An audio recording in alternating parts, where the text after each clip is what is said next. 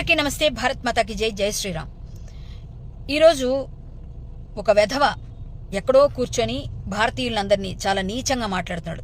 ఆ వెధవ పైన ఈరోజు ఉదయం నుంచి కష్టపడి ఇన్ని పేపర్లతో కంప్లైంట్ ఇచ్చి ఈరోజు ఇదిగోండి ఎక్నాలజ్మెంట్ తెచ్చుకున్నాను. రేపు ఉదయాన్నే ఎఫ్ఐఆర్ కూడా వస్తుంది. వాడికి బుద్ధి రావాలంటే మనందరం చేయాల్సిన పని ఏంటో తెలుసా?